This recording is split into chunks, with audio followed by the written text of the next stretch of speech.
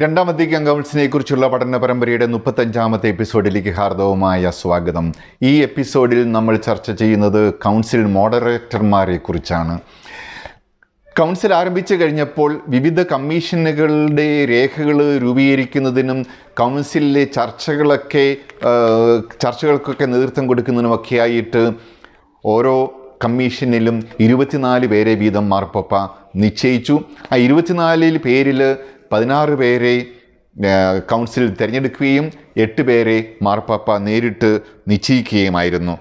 മാർപ്പാപ്പ ഈ കൗൺസിലിൻ്റെ പ്രസിഡന്റുമാരെ നിശ്ചയിച്ചു, സെക്രട്ടറിമാരെ ആ പ്രസിഡന്റുമാരും നിശ്ചയിച്ചു. ഇത് ആദ്യത്തെ കമ്മീഷനുമായിട്ട് വ്യത്യാസമുണ്ട്. ആദ്യത്തെ കമ്മീഷൻ്റെ ചുമതല കൗൺസിലിന് മുമ്പ് നിയമിച്ച കമ്മീഷൻ്റെ ചുമതല ഈ കൗൺസിലിന് ആവശ്യമായ വിഷയങ്ങൾ ക്രോഡീകരിച്ച് ചർച്ചയ്ക്ക് നൽകുക എന്നതായിരുന്നുവെങ്കിൽ ഇപ്പോൾ നിയമിക്കുന്ന ഈ കമ്മീഷൻ്റെ ചുമതല 10 പ്രസിഡന്റുമാരായിരുന്നു ഉണ്ടായിരുന്നത്. അതിൻ്റെ ചുമതല ഈ വ്യത്യസ്തങ്ങളായ കമ്മീഷനുകളിൽ ഈ കൗൺസിലിൽ എങ്ങനെ ഫലവത്തായി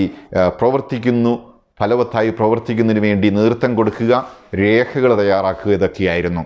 അപ്പോൾ ആ കമ്മീഷനുകൾ മാത്രമല്ല, ഈ കൗൺസിൽ നടത്തുന്നതിന് വേണ്ടി മോഡറേറ്റർമാരും ആവശ്യമുണ്ട്.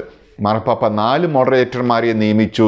4 മോഡറേറ്റർമാർ ഇവരൊക്കെയായിരുന്നു അർമേനിയൻ പാത്രിയാർക്കീസും കുര്യൻ കർദിനാളുമായിരുന്ന ക്രിക്കോർ ബെഡോഡ് 15-ാമൻ, അതുപോലെ ഇറ്റലിയിലെ ബൊളോഞ്ഞയുടെ ആർച്ച് ബിഷപ്പും കർദിനാളുമായിരുന്ന ജാക്കോമോ ലെക്കാരോ, അതുപോലെ ബെൽജിയത്തെ ബ്രസൽസിൻ്റെ ആർച്ച് ബിഷപ്പും കർദിനാളുമായിരുന്ന ജോസഫ് സൂനൻസ്, ജർമ്മനിയിലെ മ്യൂണിക്കിൻ്റെ കർദിനാളായിരുന്ന ജൂലിയസ് ഡോഫിനർ. അതിൽ ജൂലിയസ് ഡോഫിനറും കർദിനാൾ സൂനൻസും എല്ലാ കമ്മീഷനുകളിലും അംഗങ്ങളുമായിരുന്നു.